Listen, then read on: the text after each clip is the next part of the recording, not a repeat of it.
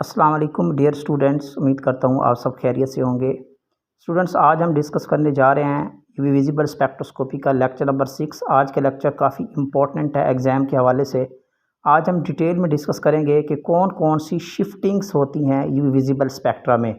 जिस तरह important shifting है, रेड शिफ्ट होती है, ब्लू शिफ्ट होती है, और आज हम ये भी डिस्कस करेंगे कि आया कि इन शिफ्ट्स के पीछे कौन से ऐसे फैक्टर्स हैं जिससे वेव लेंथ इंक्रीज़ हो जाती है या डिक्रीज़ हो जाती है, और एब्जॉर्प्शन इंटेंसिटी इंक्रीज़ या डिक्रीज़ हो रही होती है, कि कौन कौन से ऐसे फैक्टर्स हैं।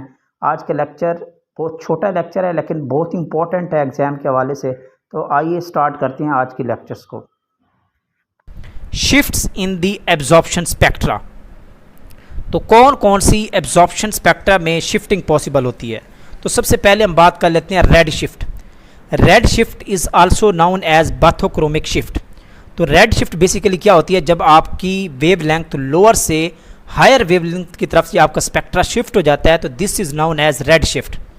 ठीक है, जब लोअर वेव लेंथ से हायर वेव लेंथ की तरफ आपका स्पेक्ट्रा शिफ्ट हो जाएगा तो this is known as bathochromic shift. तो इसको हम क्या कहेंगे, बाथोक्रोमिक शिफ्ट कहेंगे। Okay, this is due to the auxochromes group.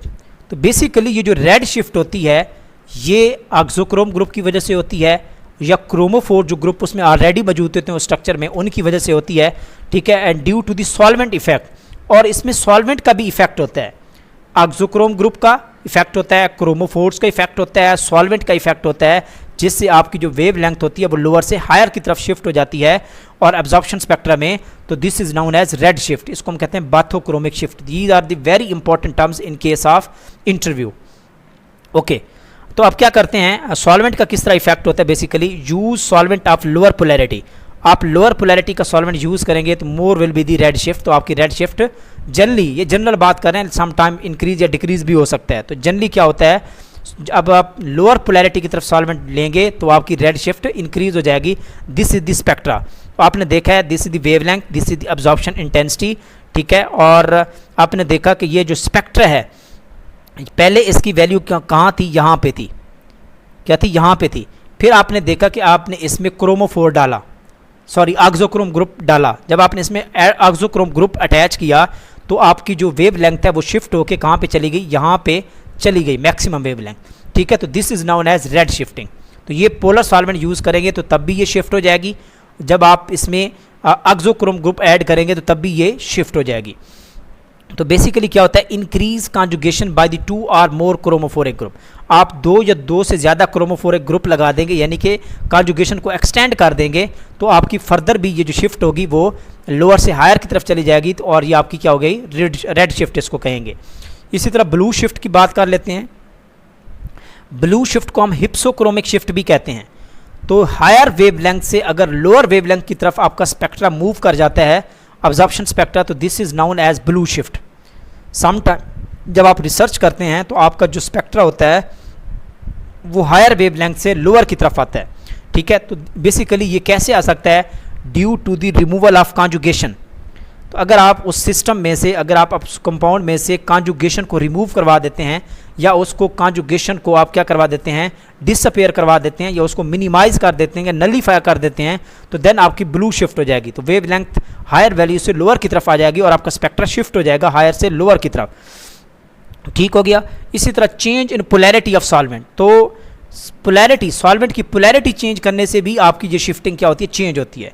When ground state interact more strongly with the polar solvent. जब आपकी ग्राउंड स्टेट में इलेक्ट्रॉन होते हैं, जब आप वो पोलर सॉल्वेंट के साथ इंटरेक्ट करते हैं तो पोलर सॉल्वेंट उसको क्या कर देता है, स्टेबलाइज कर देता है। And then ground state more than the excited state, और वो आपकी जो ग्राउंड स्टेट होती है वो एक्साइटेड स्टेट से ज़्यादा स्टेबल बन जाती है। So overall energy gap between the excited and ground state increase हो जाता है, और जब एनर्जी गैप इंक्रीज हो जाता है तो उसके बाद आपकी रिजल्टिंग क्या होती है, वेव लेंथ क्या हो जाती है, वो डिक्रीज हो जाती है और किसकी तरफ चला जाता है, this is known as blue shift.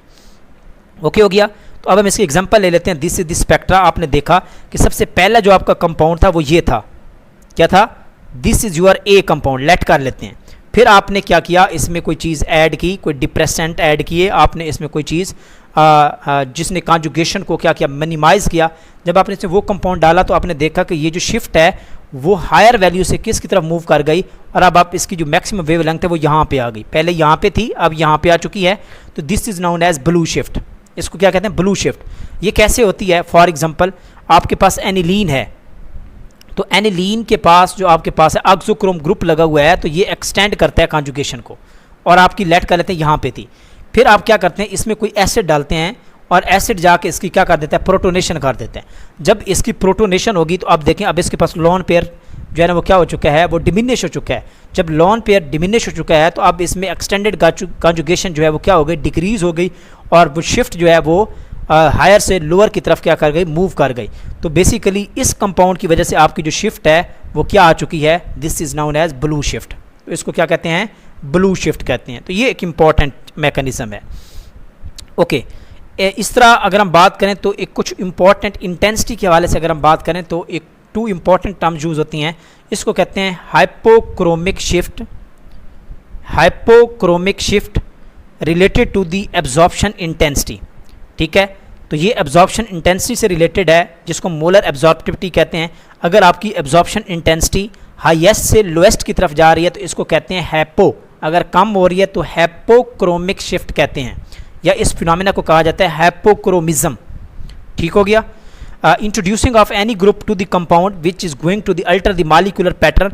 अगर आप कोई ऐसा ग्रुप उसमें डाल देते हैं जो मॉलिक्यूल की स्ट्रक्चर को चेंज कर देता है, जो मॉलिक्यूल की ज्योमेट्री को चेंज कर देता है, उसके पैटर्न को चेंज कर देता है, तो जिसके रिजल्ट में आपकी हैपोक्रोमिक शिफ्ट आ जाती है और इंटेंसिटी क्या जाती है, डिक्रीज हो जाती है। Intensity basically this is the absorbance peak.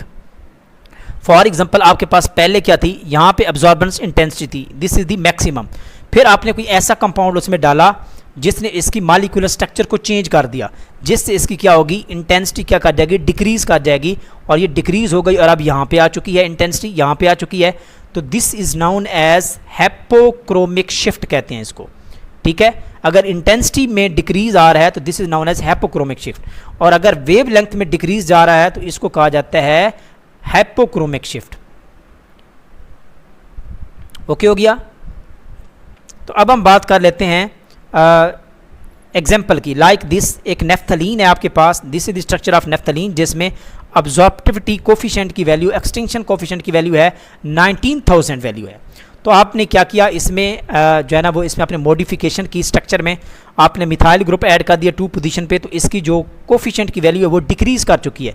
जब ये वैल्यू डिक्रीज़ करेगी तो इसके रिजल्ट में आपकी वेव लेंथ की वैल्यू क्या कर चुकी है, अब्जॉर्प्टिविटी कोफिशिएंट की वैल्यू क्या कर चुकी है, डिक्रीज़ कर चुकी है। तो आपकी अब्जॉर्प्टिविटी कोफिशिएंट में शिफ्ट आ चुकी है, डिक्रीज़ हो चुकी है। तो this is known as hypochromic shift इसको कहते हैं। ओके, एक होती है हाइपरक्रोमिक शिफ्ट।